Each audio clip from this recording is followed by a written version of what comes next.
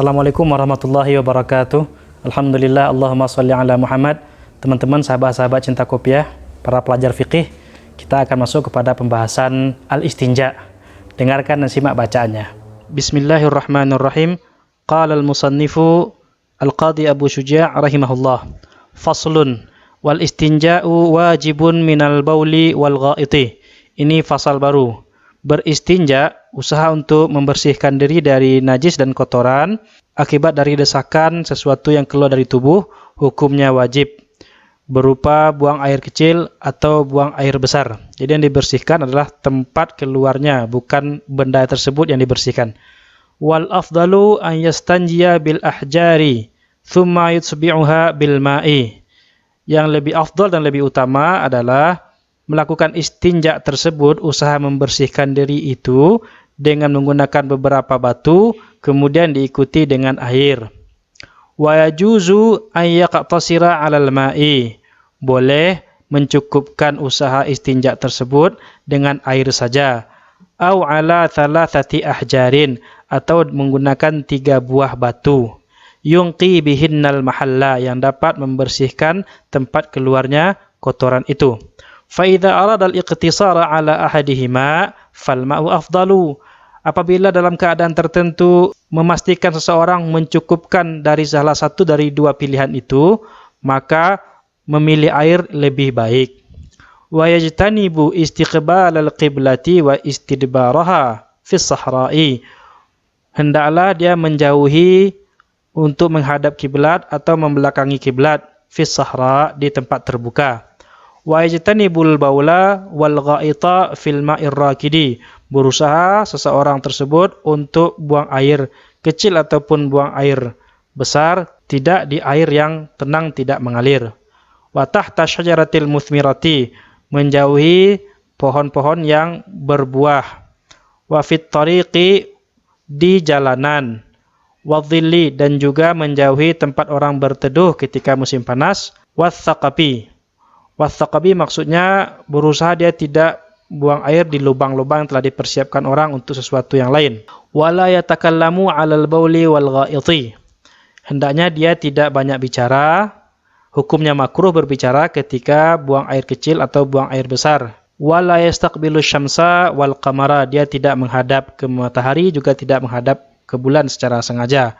Wala yastadbiruhuma, juga dia tidak membelakangi bulan dan membelakangi matahari secara sengaja. Nah teman-teman, tadi sudah disebutkan wa yajtanibu istiqbal al-qiblati wa istidbaraha fil fada'i. Sedapat mungkin orang yang buang air kecil atau orang buang air besar tidak menghadap dan tidak membelakangi kiblat. Dalam teks itu ada kalimat fi sahra. Ibnu Qasim atau Muhammad bin Qasim Al-Ghazi dalam Fathul Qarib menjelaskan bahwa illam yakun bainahu wa bainal qiblati satirun.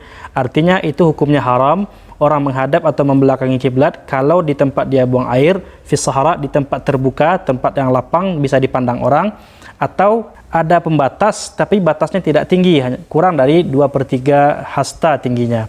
Nah, apabila dalam kondisi buang air tersebut tertutup di WC ataupun di kamar mandi, maka tidak ada lagi keharaman ketika dipaksakan dalam kondisi tersebut menghadap ke kiblat atau membelakangi kiblat karena sudah dalam tempat yang tertutup.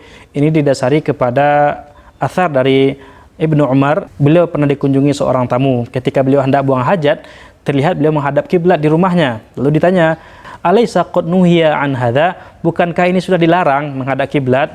Beliau menjawab, "Bala innama nuhiya an hadza fil fadha." Haditsun atharun akhrajahu Daruqutni. Benar, ini sudah dilarang menghadap kiblat ketika buang air atau buang hajat fil fadha, di tempat terbuka. Adapun di rumah itu tidak lagi ada hukum haramnya. Teman-teman, Imam Nawawi dalam kitab Minhajut Thalibin mengatakan wa yajibul istinja'u bihajarin au bima'in wa jam'uhuma afdalu. Wajib beristinja itu dengan batu atau dengan air, sedangkan mengumpulkan keduanya batu dan air itu hukumnya afdal, lebih baik. Wa fi ma'nal hajar, makna batu tersebut adalah kullu jamidin tahirin, setiap benda padat yang bisa dipakai untuk menghilangkan najis atau kotoran seperti papan, batu, tisu, kertas, bahkan kulit sekalipun, kulit hewan yang sudah disamak itu boleh digunakan untuk beristinja. Kadza fil azhar, begitu dalam teks al-azhar. Lalu bagaimana kalau kita mencukupkan dengan air saja, tidak menggunakan batu dan tidak menggunakan benda padat sebelumnya? Imam Asy-Syafi'i dalam kitab Al-Um mengatakan itu juga sah.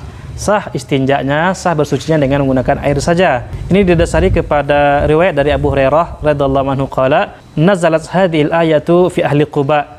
A'udzubillahi minasyaitonir rajim. Bismillahirrahmanirrahim. Fihi rijalun yuhibbuna an yatatahharu. Di antara mereka para sahabat Rasulullah ada orang-orang yang suka bersuci dan bersih-bersih. Kanu yastanjuna bil ma'i fanazalat hadhil ayatu fihim. Kata Abu Hurairah, ini yang melatar belakangi turunnya ayat tersebut. Ayat di mana sebagian besar para sahabat ahli Ansar di Quba itu mereka beristinja dengan air saja. Dipuji oleh Allah Subhanahu wa taala. Bahkan Imam Asy-Syafi'i secara tegas dalam kitabnya Al-Um mengatakan, wa idza iqtasara al-mustanji 'alal ma'i dunal hajari ajza'ahu. Teman-teman, itu tadi penjelasan sedikit mengenai beristinja. Tetap jaga adabnya, masuk baca doa dan keluar baca doa, masuk dengan kaki kiri, keluar dengan kaki kanan, dengan mengucapkan ghufranaka. Teruskan belajar, tetap sabar, dan kita ketemu pada kesempatan berikutnya. Assalamualaikum warahmatullahi wabarakatuh.